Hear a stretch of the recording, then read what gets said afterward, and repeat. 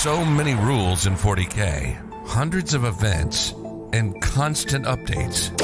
Skip the learning curve of Warhammer and join the pros. Art of War is led by multiple world champions with decades of success. We teach clinics, stream games, and inspire you to succeed at your favorite hobby. Join our global community of gamers just like you.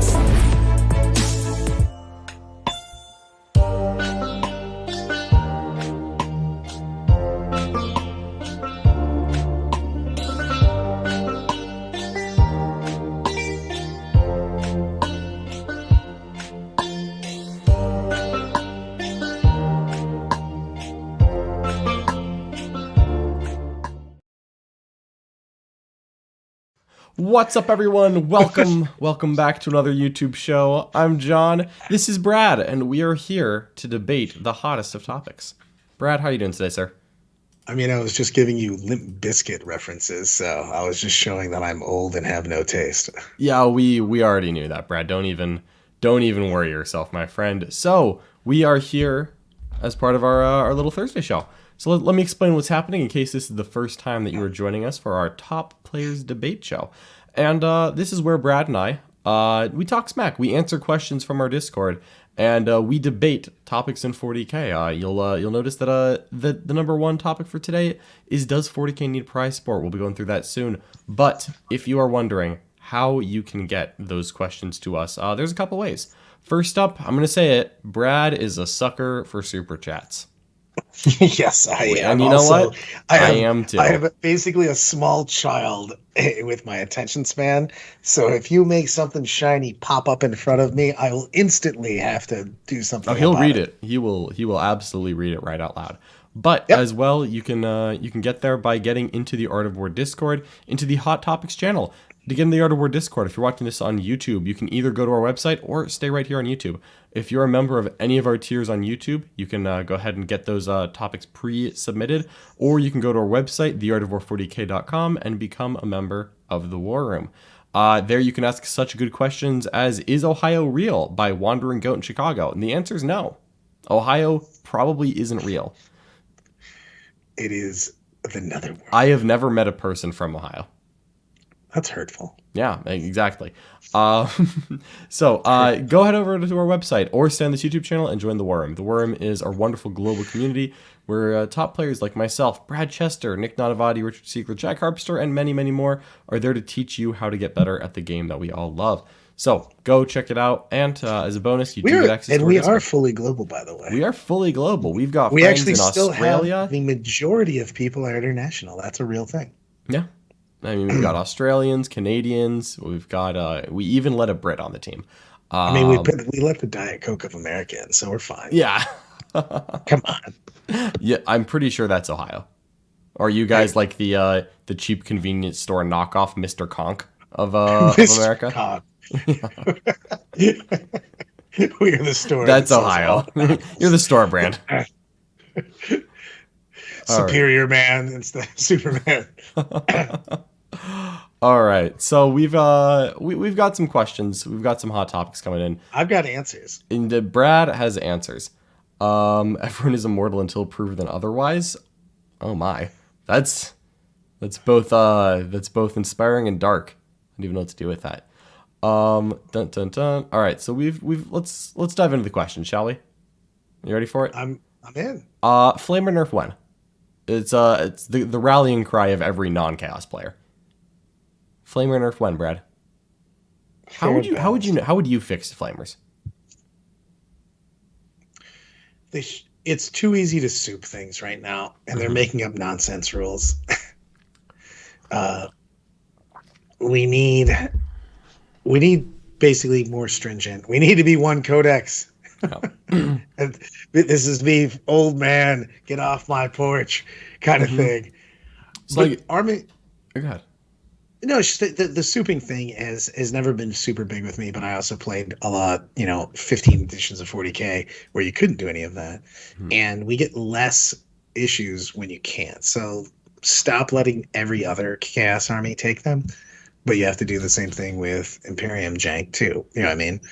Yeah. It should be the exception, not the rule, that you can just stuff whatever the best unit is in another codex into every other codex. Yeah, I feel like Agents of the Imperium works really well with assassins and like Inquisitors.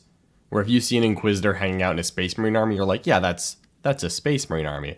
And then when you start seeing a Freeblade Knight, you're like, okay, that's a little bit weird. And then you see like Abaddon and like, you know, 23 power level of Zinj Demons. And then you see the rest of the list is Chaos Armigers, and you're like, okay, I understand that you're taking Chaos Knight secondaries, but like, really? Like, all I'm saying is something popped up on the wall and I have to look at it. oh, shiny objects. John Short got you. John Short has been a member for 2 months. Thank you so much for being an Art of War member. And John Short promises that Ohio is very real. Played 40K and Fantasy with Brad like 20 years ago there for the original Eye of Terror campaign. True story. I miss when GW did like the Eye of Terror campaign. Worldwide campaigns were awesome. It was like when I started playing Brad, that was like recent history. But I started playing like right after that kind of stuff happened. Like I started playing in I think 2008, 2007. I think I was aware of Warhammer in 2007, but I got my first models in 2008. So like I wasn't there for the Eye of Terror campaign, but like it was recent enough that people were talking about it still, and it's gone. Ooh. So to put in all your results and stuff. Super chat. Ohio is real. Ohio's not real. Stop spreading misinformation. Thank you, Sanoct, for your super chat. We appreciate your support. You are a champion of chaos.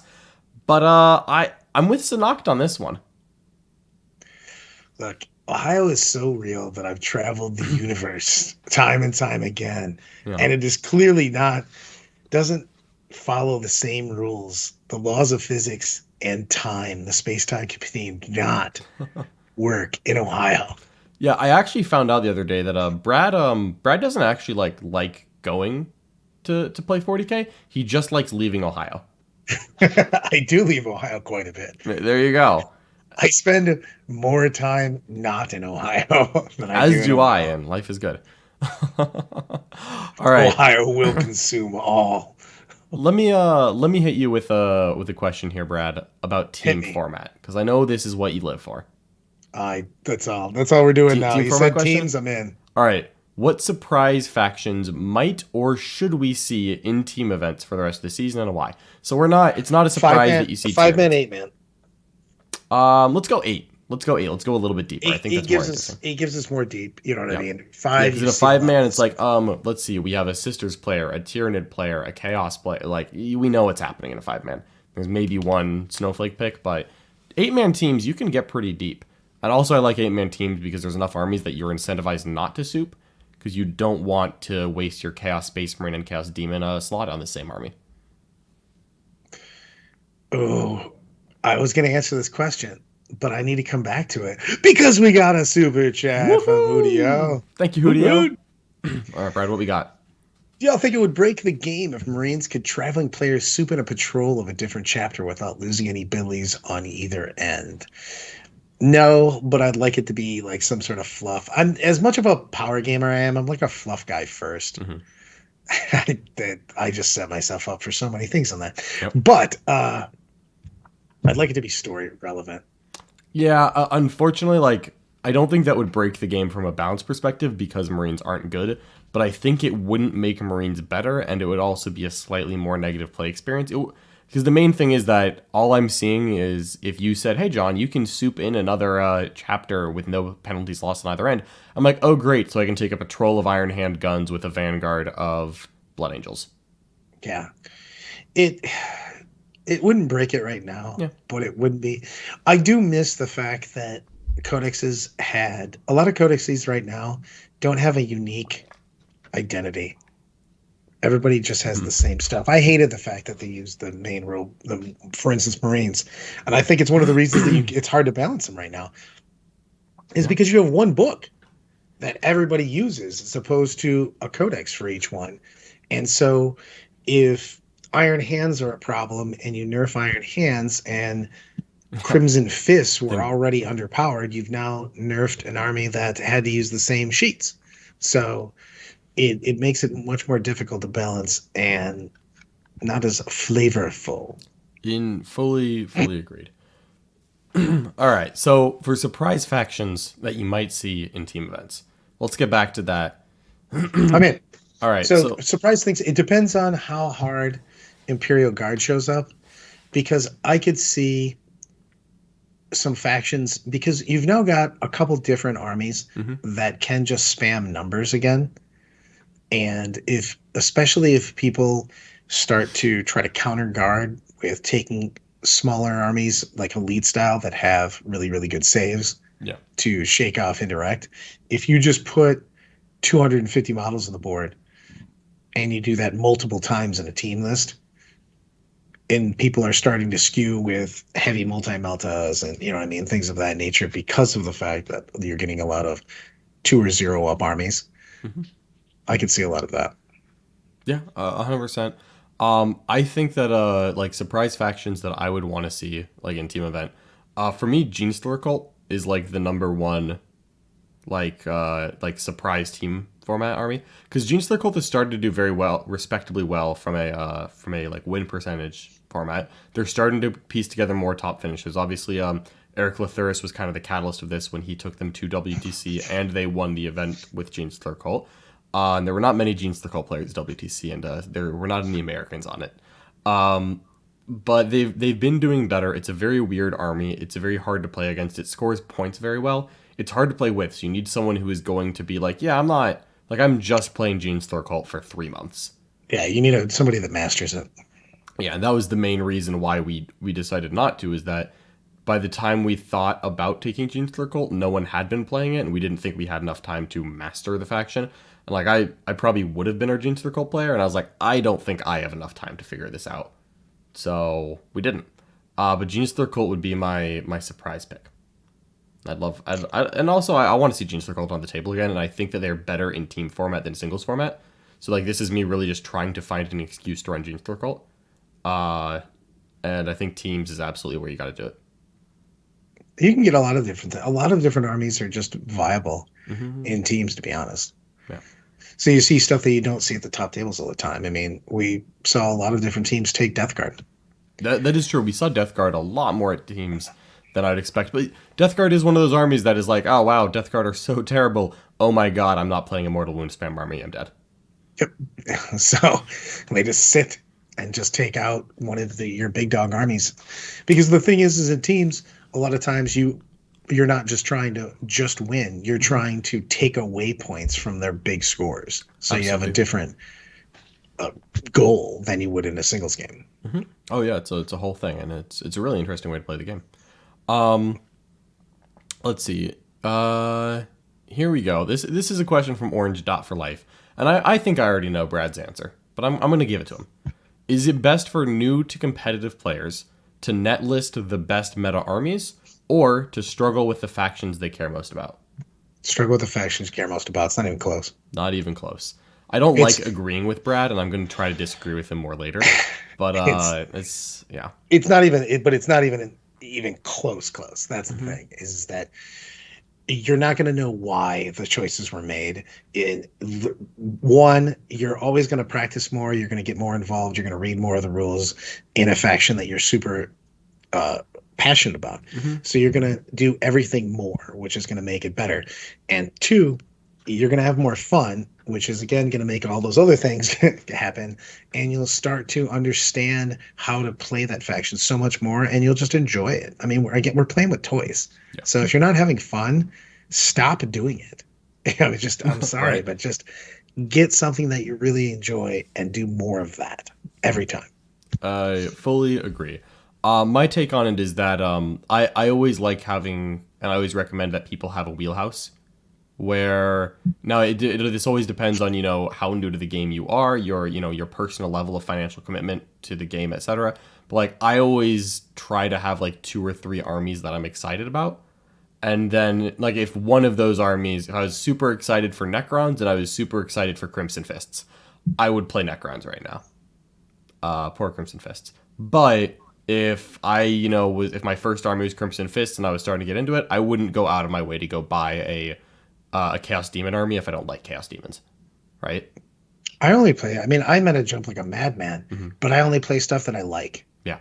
And the But other I've also part is, had a lot of time. Like I played the Mhm. same thing for a very long time, like as I learned the game. Yeah. And I played two armies for years. I played Chaos and I played Eldar. And that was like all I played. Yeah, if you're And if you're new to competitive and you're in that like learning stage, I say stick to one army 100%.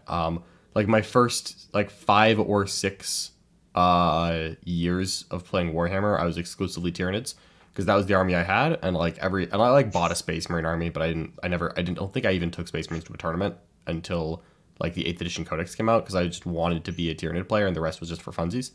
And I learned a lot more by just playing Tyranids and not trying to buy a new answer whenever I had a problem. It was instead trying to solve it in the book I had. So I think you'll get better as a player if you stick to one faction when you are learning. Especially like when you're learning. yeah, we got some stuff on the wall. Plus, we got a super chat. All right. So we got one of my favorite names, Dakota Phoenix. That is pretty good. Yeah. Thoughts on post Nerf Votan? Do they need more? We need more games. We haven't even played a game. We haven't played a game with their full lineup. Yeah. I mean, on the board. We have. but I'm saying in competitive play. Yeah, we haven't had a tournament yet. I know that we needed some stuff. Their mechanics didn't get changed basically at all. Mm-hmm. And probably not, but man, let's put the army on the board before we nerf them again. I would rather have something be a little jacked for a short amount of time as long as we're willing to change it quickly. Mm-hmm. But let's get some actual data out there first. Yeah. I mean, it's just you're just hoping that things are going to get changed at that point in time. Let's get the why. Yeah. If you were to ask me to make a prediction on if they will need more, I would say that I think Votan is not going to require nerfs in the next balance patch, but they may get a very small one because I think they'll be in that 55% win rate area. But I don't think that we need to go out of our way to nerf them now. I don't think that we need an emergency patch, and I think that we definitely want to take those next 3 months of results or however long until we get another book. It's November. The last book at the beginning of the year came out end of January. So if they stick to the same timeline as last year, which no promises GW, we've got like 2.5 months before the next book comes out. I think that's plenty of time to decide, and I don't think Votan's going to take over the meta in that time. I think they're just going to do well. Yeah, I think they'll do well, and that's okay. We'll have other armies do well. We've got a super chat that I need to talk about because I'm excited about it. It's the shiny objects. They got Brad again. Sean Kruger, here at over 40K. I played Dark Quinns in 8th, and I played Soaring Spite. I have a GT major next weekend. Do I run Dark, Light, or Twilight? I have 3 games of practice with Light and 1 with Twilight. You played Twilight because I got reinvigorated with Pointy Elves by playing Twilight because it has so many options. Yeah, Twilight real good, which is funny because it was kind of initially seen as the third, and yet it is the one that has not seen nerfs. It has so many shenanigans, and the fact that they've got the extra attacks and the extra consolidate and the pile-in gives you so much movement. So I really, really enjoyed playing them. And I practiced a little bit with them. Then I played a team event with them over the weekend and really, really enjoyed them. And the thing is that rolling more dice a lot of times just gives you more options, which they do. And extra movement. Movement's basically the basis of the game. Let's be honest. If you can't get to places, doesn't matter. And they get to places very, very well. Yeah. Let's see. We've got some people commenting on in the chat on the topic of prize support. Do you wanna tease that one for a little bit more, or do you want to jump into it? I want to jump into it now. We got enough. We're enough where people have had enough time to join. So I've been pretty passionate about this for a while. Yeah. And about all of it, to be honest with you, because I really don't like the idea. And I've played in plenty of events that have had cash prizes, for instance. But I'm super worried that if we play cash prizes, you're going to have people being the worst version of themselves trying to win a cash prize. Because right now, we've got a community that's, for the most part, the majority of your games are played against pretty cool people being very cool about what's happened. You know what I mean? Did you mean to do this? Let's talk about what we're trying to do. And I think there would be a lot less of that and a lot more cutthroat nastiness. Yeah. as far as gotchas, basically interrupting based on specific raw moments and stuff like that. Yeah. And I don't like that at all. The community is also trending upwards in that result. It's not just that we're in a pretty good spot right now. I would say that it's also trending upwards. Yeah. And the thing is that I think that's a big thing, because I think that there's multiple people that are part of the community that push it. I'm one of those people. Yeah. You know what I mean? You should be having fun first, winning second. I'm not trying to lose any of my games, but I'm also not going to try to win on a technicality. And I think you would get a lot of that with cash prizes. Now, I want to keep the game awesome forever because I want to enjoy playing with my tiny toys. Now, that being said, let's go back to just prize support, period. I think we need to stop top-loading prize support. It's ridiculous. Most of the people at the top don't need a bunch of prize support. They would be fine with a plaque, a trophy, a sword, an axe, and a scratch and sniff sticker that we stick on John's head and go, good job, buddy. Yeah. The people that need and want prize support are the rest of the field, man. We have these giant tournaments, and GW did a nice giveaway at a couple of theirs.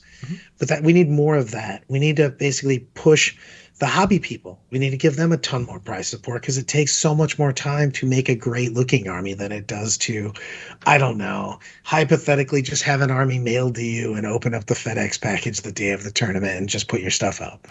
So it takes a little more love and care to get that ready.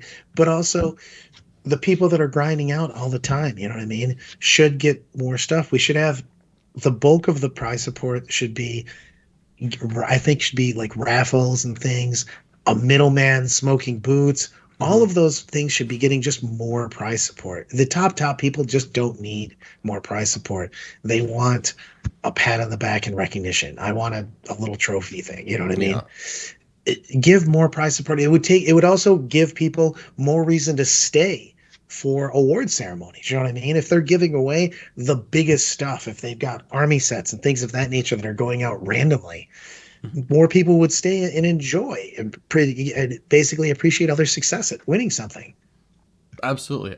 So it's a weird thing where, like, I think a lot of events don't give out enough prize support. I want more prize support in general, but I agree it should be distributed more evenly. Like, I don't want, that doesn't mean take it away from the top finishes. Yes, you are a filthy casual, Brad. Was Brad secretly a filthy casual? Absolutely, it's not even a secret. It's been there for a long time. Yeah, I accidentally do well. I don't even know how it keeps happening. It's been going on for 27 years though. Yeah, I'd love to see like different types of prize support given away, because I'm gonna be honest, like, one of the weird things is when it's like, oh hey, good job winning this tournament, here's a box set of Kill Team terrain. I'm like, thanks. And I get it, that's, usually they're sponsored by local stores. And I think like small local events, like in the 50-60, player event and lower, I think that honestly you don't need to change much. That's all going to be locally decided and driven anyways. But I think like super majors and stuff like that, I don't really want like $200 in store credit to a store. I would so much rather have like an actual like interesting trophy, or like an interesting, like some like something that I can hang on my wall. And then, more than like a cheap $5 like plaque that you got from a Michael's, arts and crafts store, and you print it out, best general, and then you like scribble the name. I don't really value that as price support. I'd love to have a cool trophy, no dollars for the winner, and then you give and then you have a lot of product that's raffled out around the over the course of the event. Where, because it's super inconvenient for travel. Like, there's so many layers to why I don't like how it's done. Put that as part of like your entry and stuff. And you're gonna have to give cool trophies, 3D print stuff. We can 3D print great trophies. We can do different things, but also if you win something, have shipping, man. I mean, with shipping's just not that much. The fact that they never include shipping is the worst. Like at Adepticon, I got a Bane blade, and I'm just like looking at this thing like, where does this go? like I didn't bring an entire luggage bag just in case I won a Bane blade. And so, yeah, I really wasn't planning that far ahead. So I think I tossed the Bane blade to Blake, and then I picked it up like 5 months later when he drove to an event that I drove to. because he drove from Chicago to Arkansas. Blake drives all the time. Blake always drives. Yeah. Random side note: Blake Yeah. drives a crazy amount of distance. Yeah, I tossed it to Blake, and Blake's like, all right, and he like put it in his garage for 4 months, and then he drove to Tennessee, and I drove to Tennessee, and then we switched it. I took it out of his car, put it in mine, drove it home, and eventually we got it from Chicago to Tallahassee, but that took 4 months of like coordination. Like, it's so inconvenient. Fly Brad in for hugs. Oh no, that's the price support I don't want delivered to my doorstep. And it's not even just to the. I'm not even flying to the tournament. I'm flying to your house. Yeah. Snivar asks, can we fly you to Iceland next April for a big GT? 1,000%. I don't know if have that's not aimed at been me to or Iceland. Brad, but I would love to go to Iceland, and also my birthday is in April, so. When is your birthday? What's that? What day is your birthday? It's the 6th. It's in April. You almost got with the angry one. Brits is the 17th. Oh, okay. Well, I'm glad I dodged that one. Tell her I said that. All right. Before we go back onto the cash prize thing, because I do want to monologue a little more.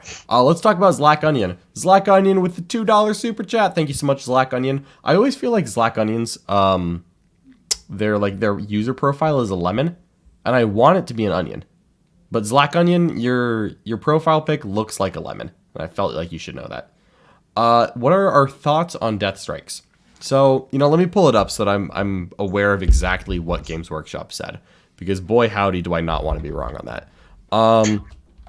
So I'm gonna. I'd love to be wrong on that. I'm gonna make some scathing comments. Yeah, go ahead. If you don't know, go ahead and offer what you want, Brad. You say whatever you want. I'm gonna go find out exactly what Games Workshop already posted so that I can be very technically correct with what I say. I'm going to go with this small comment on here. I do remember that huge hammer, by the way. I was in charge of transporting them to the place. Mm-hmm. Go boy. Do y'all only go to majors or mini GTs as well? I go to a lot of my schedule is very random. If you have a team event, I will definitely go to it. Yeah. As far as anything else, I tend to go to events that are run by friends of mine. Mm-hmm. So I go to a lot of different sizes of events. But a lot of times I'm going because I go to most events for camaraderie. I play 40K second. I get ready for the tournaments most of the time. I can't say all the time. But anything that I'm very serious about, I will spend a lot of time hemming and hawing, practicing, looking at the meta, doing everything that you can to win that tournament. There's a lot of difference between me going to an LVO and me going to, unless of course I have a surgery right before and I'm an idiot. Well, I can't really change the idiot thing, but I can change the bad decision parts. But I go to different things all the time. John goes to a lot of different things. You support your local community fairly bigly. Yeah, I do try to support Florida events a lot. So this season I've gone to a lot less events than normal. I normally travel to a lot of local events. This year I've gone to a lot less. I've gone to a couple GW events. And a couple team events, and then Adepticon. That's basically it for me. But then I try to go to every GT in Florida, is kind of one of my goals. And I'll occasionally go to an RTT in Florida, but I normally kind of skip out on RTTs just because it's, as much as I love going to RTTs, it's just kind of like all the RTTs are like a solid 2-hour drive. And I'm at a point in my life where I decide to make it a girlfriend day instead. Once the drive is more than 2 hours to an RTT, I'm like, don't really want to spend 4 hours driving today, so I pass on those usually. But basically every GT in Florida I try to go to. Well, I need to get down to Miami more. That's a little further, but I need to get down there more. But yeah, other than that, I like to go to local events, hang out with, my friends in Florida. And then other than that, I usually just do super majors. So I don't do much of the in-between. I don't travel for 80 to 100 man events unless they're kind of near me. But I travel to any local events, and then I'll travel for the 150 plus events. I go to a lot of events that I know I'm not going to finish anymore, to be honest. And I still enjoy myself quite a bit because of the fact that I'm falling apart. As we could say about Night South goes, I came to huge events. Sadly, I get migraines and I go to all-day events. One of my many health problems is I get migraines pretty much all the time.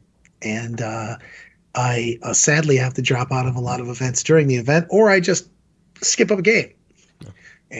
But I still enjoy having everybody around. So I kind of just soldier through my head exploding. Yeah. Fair. Well, we're always here to prevent your head from being popped. Or if it looks like your head is going to pop, I'll call the commissar. Thank you. We don't So you support can shoot me psychic before? activity. Absolutely, Brad. We don't support psychic activity in my regiment. I was just about to say that sounded supportive for a second until you realized what the commissar's job is. I was like, Yeah. Yeah. like, hey man, I feel like you just set out you're going to get someone else to kill me. Goodness gracious, I'm not going to get close to that warp activity, Brad. Everything's guard themed this week. You're looking real weird, Vane Psyker, if your head's hurting. I do like if a High Fleet Tendril ate Brad Chester, would the Nids become drunk off his biomass? 100%. Oh my goodness, I don't even want to know what kind of creatures they would create. They'd have to roll on the orc tables after those. All right. As usual, I got us way off topic. You did indeed. That's what I do. You did. That's what I do. It's what you do best, though. Are we? We didn't actually talk about the Deathstrike, and let's do that now. So I was trying to find it.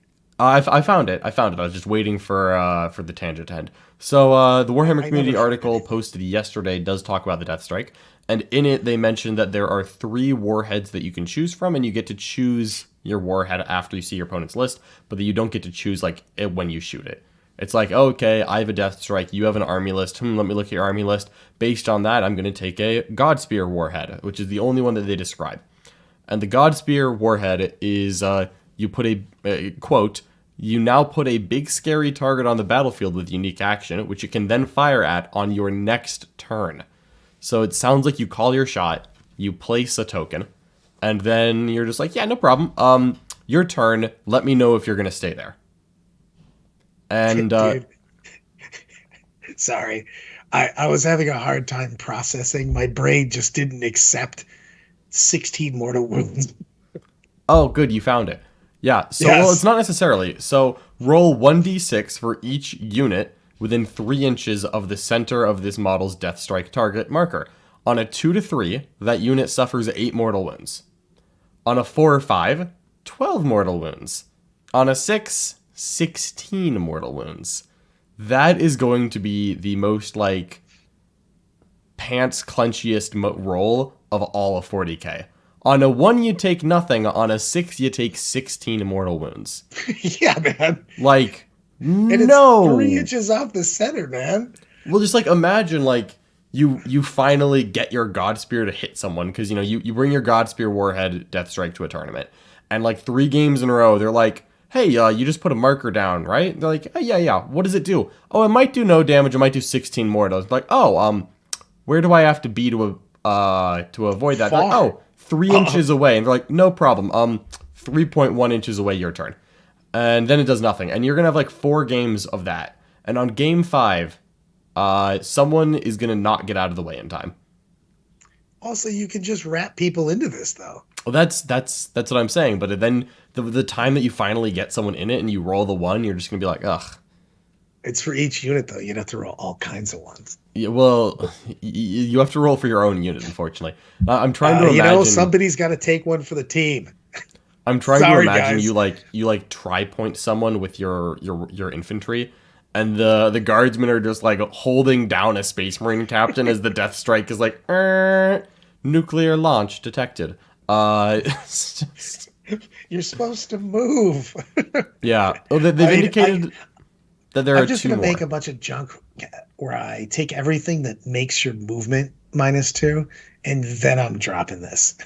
Well, what I'm really wondering is the Deathstrike. It says it's with a unique action, so I guess it's like an action fire the missile. It probably fires a missile if I'm being optimistic. The missile.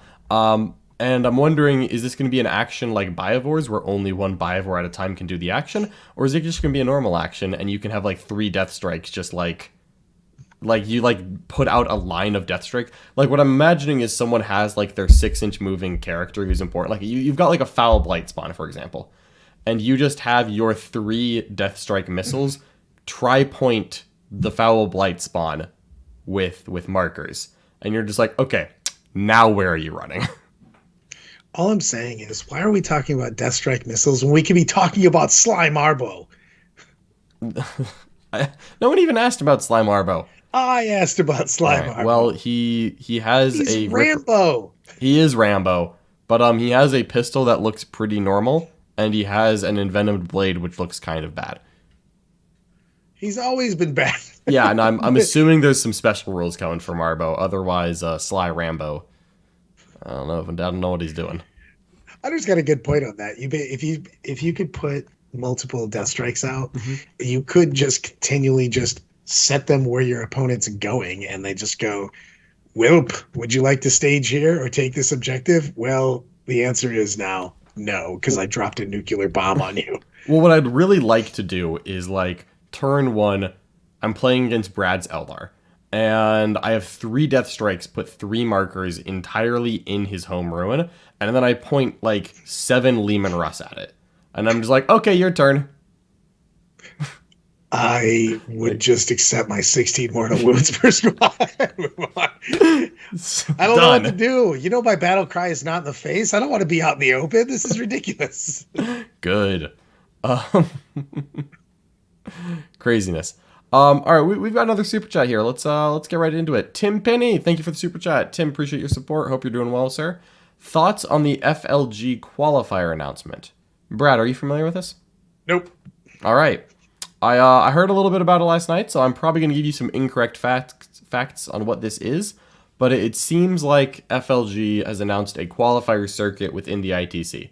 They wanted a circuit inside a circuit, circuitception. Don't really understand what this is, but it sounds like you can get buys at LVO if you win frontline gaming events. Oh, now I'm paying attention. Should I go to something now? Maybe. I mean, yeah, Brad's like, ooh, you're saying I could only play 3 games at LVO. I mean, I have a tough time on a lot of these, so I would love to get some buys. Yeah, so no, it seems to be that you get a number of buys based on like, so if you win FLG events, they then like, or like FLG affiliated events, I'm not sure how this works, and then so if you win an FLG event, they then like rank you by your ITC rank, and like the top 8 ITC ranked people who won a qualifier event get a buy for the first 3 rounds of LVO. First 3 rounds? I'm going to one of these right now. Yeah, so just like go win, SoCal, and it's I think it's up to 3 buys. So like, because I don't know how many. I don't know how many qualifiers they're doing. I think it's like 24 or something. This makes me have a reason to go to different singles events now, as opposed to only going to team events, which is what I've been doing for like 7 months. But what if at ATC we can just like all get a buy real quick? That would make me super happy. Make me super happy. So winning majors nets you up to 3 buys day 1, according to Tim Penny's second super chat. Thank you so much, Tim. And I guess at that point it's like, I think they rank it so like you could get 3 days off, or you could get 2 days off, or 2 games off, or you could get 1 game off, depending on like how well you're. Dude, that is actually a big deal, because like there's so much random in a like big tournaments like that. Your day 1 could be crazy. I mean, surely, but also it's mental fatigue and everything else. Is someone in the top 24 of the ITC going into LVO? Is that person really going to lose game 1 against Matt Evans, Crusher, Stampede? Yeah, I was just about to say, my day 1 was nuts. I played 3 people that are in the top 20. Yeah. Yeah, no, so, you and me both, buddy. I know. Right, as I was saying, like both of our day 1s were nuts, and that's a huge deal. And the thing is that more so for my broken self, but like playing less games, there's a lot of fatigue that goes into a long tournament when you're playing 8 or 9 games. Mm-hmm. So not having those extra 3 chances of something bad happening is a huge deal. I can appreciate why especially you would like that, Brad. But as Matt O has mentioned in the chat, it feels weird to play less 40K. Like the weird thing is Matt, you say that, I would literally play 40K on the side while the other things going on. Yeah, that's the thing. Is like if I'm at LVO and they say, John, you don't have to play day 1 of LVO. Like, would I accept it just so that I'm like less likely to lose the game? Probably. But genuinely what would happen is I would go play 2 games of Warhammer. The weird thing, I guarantee you right now, if John and I both got a buy on day one, we would play We each would other play a on the game side. 100%. 100%. Like I go to these like I strictly like winning an event. This is better for winning an event, but like I would rather just go. Like I want to play games at these events. To be clear, like I 100%. do like playing games. You know, like I don't want to buy a flight to Las Vegas to play 3 games of Warhammer. That would be the worst RTT ever. Can you like you know, because like of these 24 people who get a buy, whatever, like they're not all making top 8. Some of them are losing day 2. So some people are buying a plane ticket, because I'm assuming that's not covered, and a hotel room, and then they're going 2 and 1, and then they're going home. Like No, I never do that, man. No. that's not including the extracurricular activities that could happen. Yeah, I was just about Brad to say, is a big fan of extracurriculars, but I'm telling you what would happen for me, I gotcha. because I'm a less extracurricular kind of guy. You know, the chat's making some really big things on how this could be negative, though, and I actually like them. I actually think that it's a big deal. Because part of the fun of people coming, using the common guys, getting a chance to sit across from them, just like you guys, and a kind of bummer not to have a chance to play people that you see doing a lot of content and stuff on day one. And I agree with a lot of those things that I don't know how I feel about it. I mean, it makes it just easier. You play less games, you win. You have a better chance to win, to be honest. Uh-oh, Nurgle Matt coming in. Chad Bester John, I was asked to remind you about my tall bro buddy Luke, who Brad may have saw at the DOG team event. Ravenwing Sleeper, they great. That it is true. Did you get hit by the Ravenwing sleeper hold? I got to watch those. I judged that event. Okay. Oh, fair. Okay. Excellent. Or sorry, I saw him at the DOG team event. I won that event. That was last there week. You go. Excellent. Yeah, Ravenwing is what I want to be good. Really, I'm rooting for Ravenwing to make a recovery. I actually think Ravenwing, with maybe unpopular opinion now, but I think Ravenwing's significantly better than people think they are. Agreed. And I think that they need points. They don't need any rules whatsoever. Yep. They just need the points to. They could even be better if the points just came down to pre-nerfed points. Yeah, I would really like it if the land speeders got core. Yeah, I feel like if I can see a Marine in the pilot, like in the pilot seat, like he's not enclosed in the Rhino, but like the captain could literally high five the land speeder pilot at any point. I feel like that guy should get reroll ones. Agreed. So much agreed. That's I really there's a lot of things, man. I don't know how I feel about this. Mm-hmm. About this buy thing. See, the buy thing's very interesting. I'm like mildly against it, but also like I don't know if I would say no if they offered it to me. Because I am less likely to lose in 3 games than I am to lose in 6 games. And also I did get burned round 1 of last LVO, finished 5-1 after it, but I did lose and that sucked.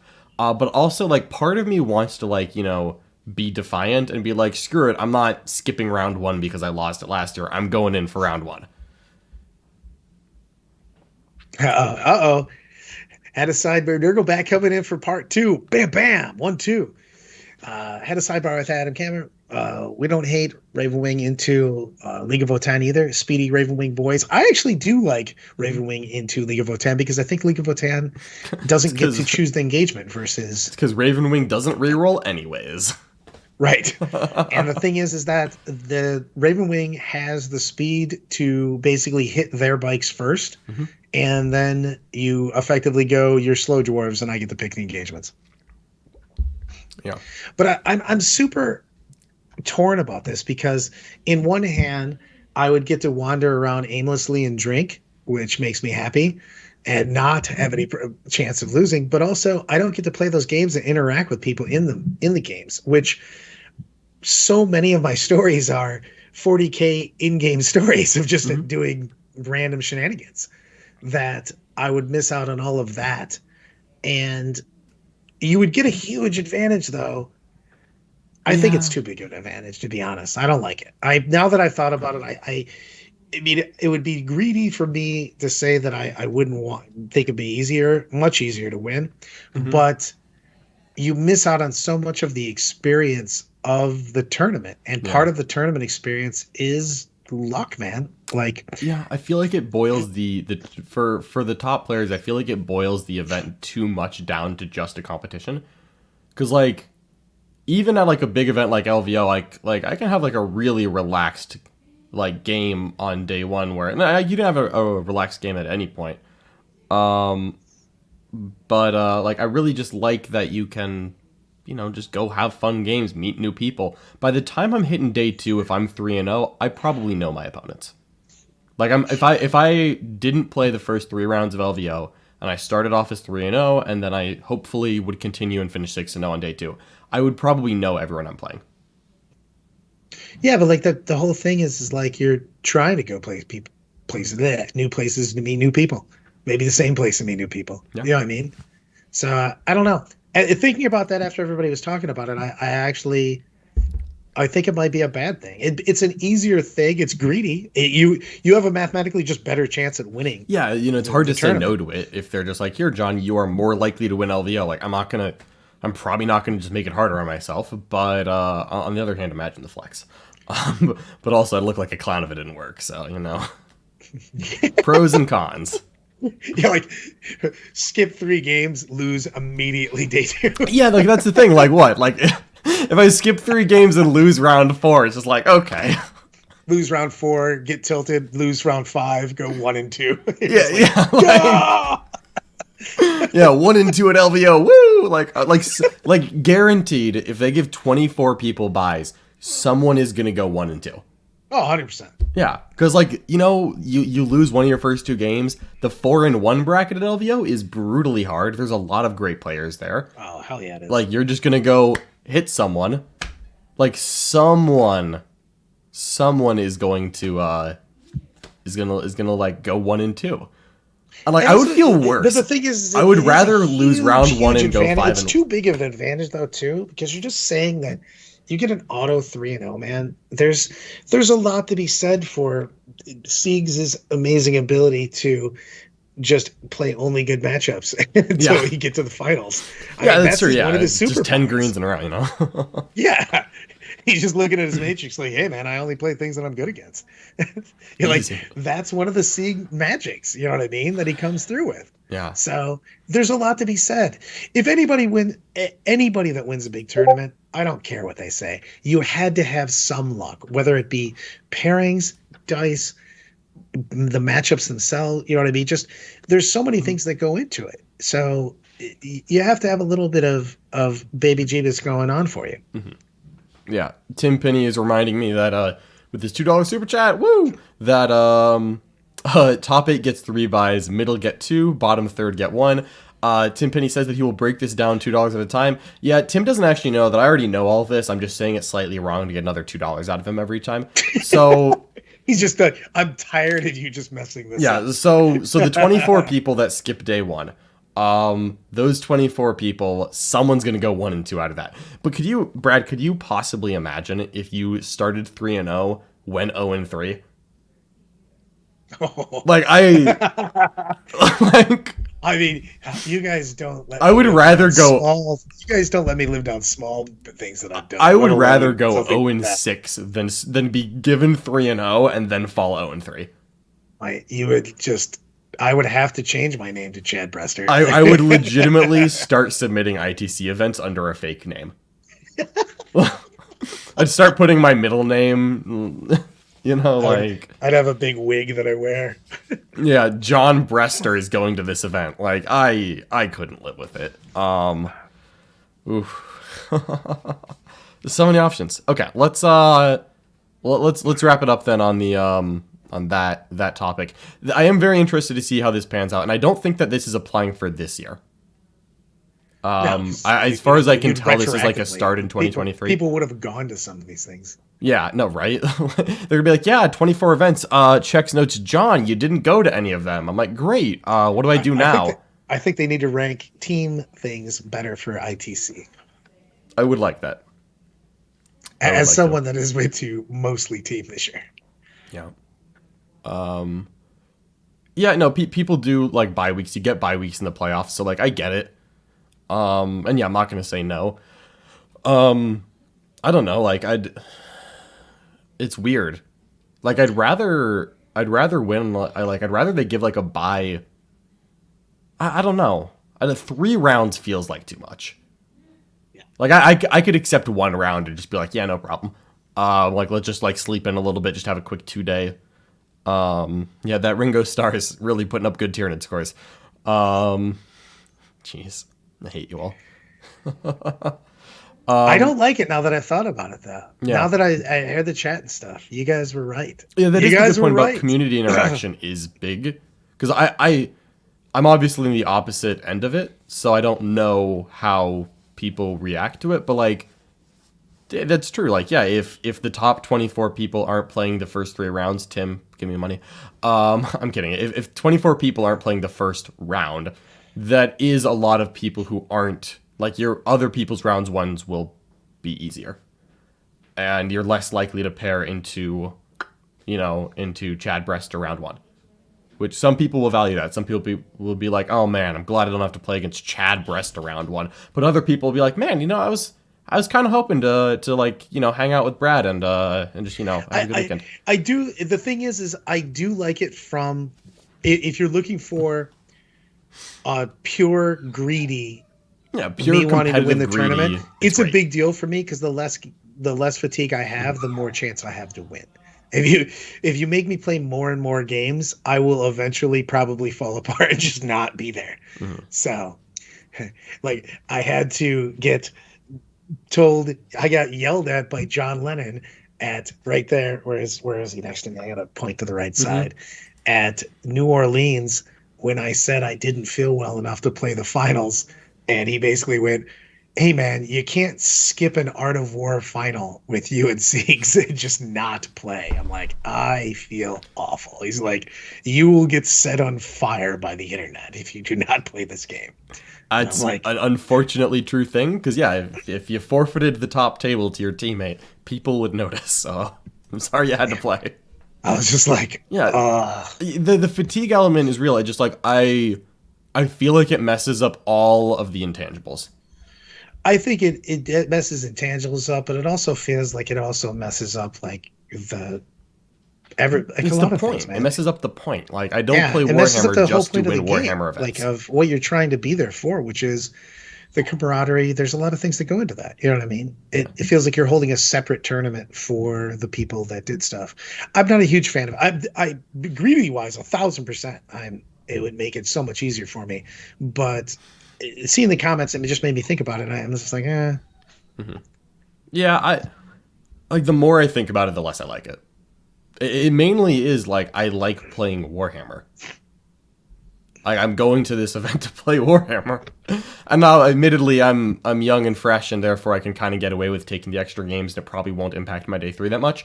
Day 4 is where I've noticed like the drop off for me happens around round 14 is what I found. I've tested this a couple times. Game 14 is where I start to like pass out.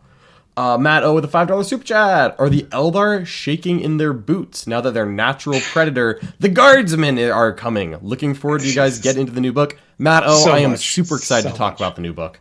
Yeah, he's super excited. Not today, again, but it's something bad that's going to happen to Eldar, so it makes him even happier. No, it's super cool. It's super cool, and you're going to really like it. Super cool. When I'm like, yeah, this guardsman just killed Abaddon with a magic bayonet. I don't know what to say. Yeah, I used a stratagem, and now my Scion squad deals 9 mortal wounds in close combat, and they ignore face caps. It's the Reaper of Cadia, Brad. Let me have the Reaper of Cadia. Yeah. It's all. I'd love to play everybody. I like playing everybody, to be honest. If you see me, I'm a happy-go-lucky guy with a wine glass in my hand, moving my models around. Mm-hmm. So. Yeah. Yeah. Oh, so we'll see how this thing shakes out. FLG is definitely shaking things up. I'm sure this will generate a lot of conversation, a lot of feedback. I'm sure that they'll also make tweaks based on community, and as they do it, I'm sure that they'll adapt. So yeah, I don't really know what this will end up looking like, but it is interesting to be sure. Let's see. Any other questions we wanted to hit, Brad? I'm good for now. I don't have anything. I'm not going to lie. I kind of want to talk about prize support and this for about 45 more minutes, but we don't have any more time. I'll give you, if you want it, I can give you 4 more minutes. Like 4 or 5, not 45. No, I can't because then I have to do stuff at 11. So There we go. All right, Mr. Brad. Well, I appreciate you joining me as always, and appreciate everyone in the chat being so active and supportive. Thank you so much for your support. We really appreciate it. It means the world to us, and it helps us continue doing this. So if you like this content and you want more of me and Brad, make sure you check out our website, theartofwar40k.com. Oh, thanks for the heart, Brad. Theartofwar40k.com, or our YouTube channel right here where you can become a member.